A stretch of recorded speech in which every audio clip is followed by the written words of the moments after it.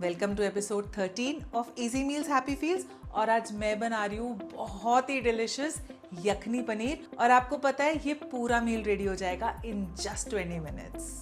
तो सबसे पहले मैं ले रही हूँ कुछ ड्राई स्पाइसेस, 1 चम्मच सौंफ, 7 से 8 काली मिर्च, 1 चम्मच साबुत धनिया, 1 चम्मच जीरा, तेज पत्ता, दालचीनी, सूखी लाल मिर्च, 1 मोटी इलायची और 2 छोटी इलायची। फिर मैंने लिया एक पैन और इन सारे स्पाइसेस को डाल दिया उसके अंदर और लो फ्लेम पे इसे मैंने 4 से 5 मिनट तक बहुत अच्छे से भून लिया।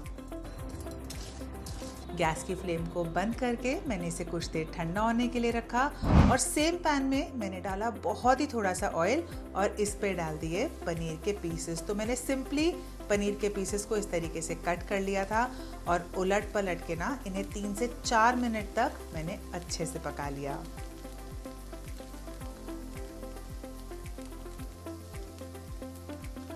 पनीर भी फ्राई होके हो गया तैयार। और यहाँ देखिए हमारा मसाला भी ठंडा हो गया है। इसे डाला मैंने मिक्सी के अंदर और बहुत बढ़िया से इसे पीस लिया। फिर मैंने लिए टुकड़ा काजू। इसे ना मैंने गर्म पानी में थोड़ा सा भिगा दिया था और ये सॉफ्ट भी हो गए हैं। इसे भी डाला एक मिक्सी में और साथ में डाल रही हूँ 7 से 8 पीसेस पनीर और थोड़ा सा पानी डाल के ना इसे मैं बहुत बढ़िया से पीस रही हूँ। तो आज इस सब्जी की जो पूरी रिचनेस और क्रीमीनेस है ना वो इस काजू और पनीर से ही आएगी। चलिए ये भी पिस गया। और साथ साथ मैंने ली कैप्सिकम और इसे इस तरीके से मैंने कट कर लिया।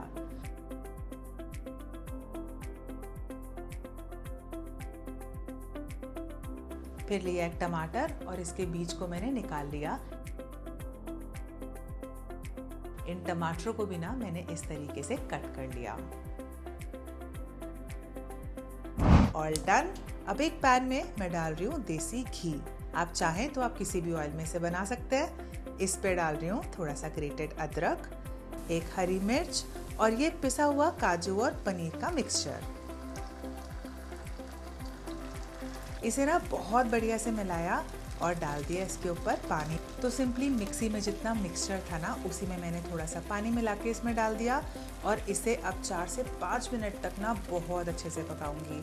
तो आप पकाते पकाते देखेंगे कि जो काजू है ना वो अपना ऑयल रिलीज करना शुरू कर देगा।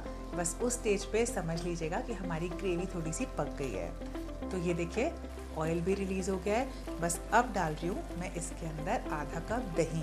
तो दही आप ध्यान रखिएगा कि बिल्कुल भी खट्टी नहीं होनी चाहिए और रूम टेम्परेचर पे होनी चाहिए। दही डाल के इसे बहुत अच्छे से मिलाया और 2 से 3 मिनट तक इसे और पका लिया। तो ये देखिए हमारी ग्रेवी कितनी अच्छी लग रही है ना। बस अब डाल रही हूँ इसके ऊपर ये पनीर के पीसेस। साथ में डाल रही हूँ ये मसाला जो हमने भून के पीस के रखा था, 1 चम्मच नमक और बहुत थोड़ी सी ना मैं इसके अंदर खांड डाल रही हूँ। आप चाहें तो चीनी डाल सकते हैं। तो थोड़ी सी चीनी ना इसके फ्लेवर्स को बिल्कुल परफेक्टली बैलेंस कर देगी। इसे अच्छे से मिलाया और ये ना थोड़ा थिक है तो मैं डाल रही हूँ इसके अंदर थोड़ा सा गर्म पानी। बहुत बढ़िया से मिला के मैंने इसे 3 से 4 मिनट तक और पकने दिया। जब तक ये पक रहा है ना एक पैन में डाला बहुत ही थोड़ा सा देसी घी और इस पे डाल दिए ये कैप्सिकम जो हमने काट के रखे थे और साथ में डाल दिए ये टमाटर। इस पे किया थोड़ा सा नमक और अब इसे सिर्फ 1 से 2 मिनट तक पकाऊंगी। हमें इसे बहुत सॉफ्ट नहीं करना है। इनका जो क्रंच है ना वो बने रहना चाहिए। और ये देखिए हमारी ग्रेवी भी बहुत अच्छी हो गई है। बस इसी स्टेज पे मैं डाल रही हूँ इसके अंदर ये कैप्सिकम और टमाटर और बहुत बढ़िया से ना इसे एक बार मिला रही हूँ और फाइनली गार्निश कर रही हूँ इसे फ्रेश हरे धनिए और थोड़ी सी कसूरी मेथी के साथ।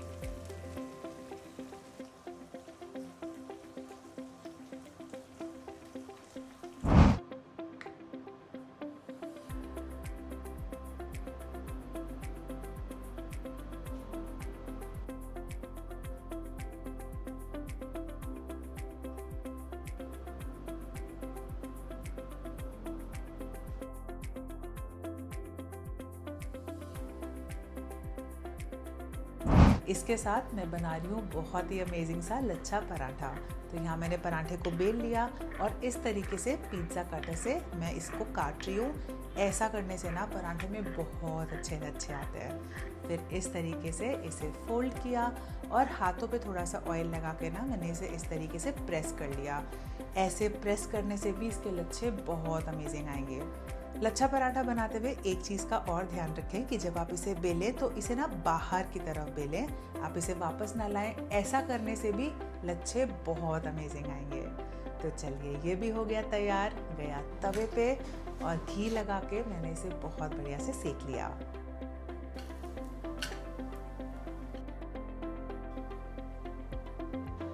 ये मज़ेदार यखनी पनीर और साथ में लच्छा पराठा, इसके साथ ना किसी और चीज़ की ज़रूरत नहीं है। ये अपने आप में इतना टेस्टी लगता है ना कि आपको खा के मज़ा आ जाएगा। You have to try this। है ना कितना इजी और डिलिशियस मील ऑप्शन। इनफैक्ट अगर कभी आपके घर में किसी ने आना हो ना और टाइम की कमी हो तो आप इसे ज़रूर ट्राई करना। अगर आपको मेरे वीडियोस पसंद आ रहे हैं ना तो मेरे चैनल को सब्सक्राइब भी ज़रूर कीजिएगा ताकि आगे आने वाले वीडियोस आपको मिलते रहें। Thank you for watching.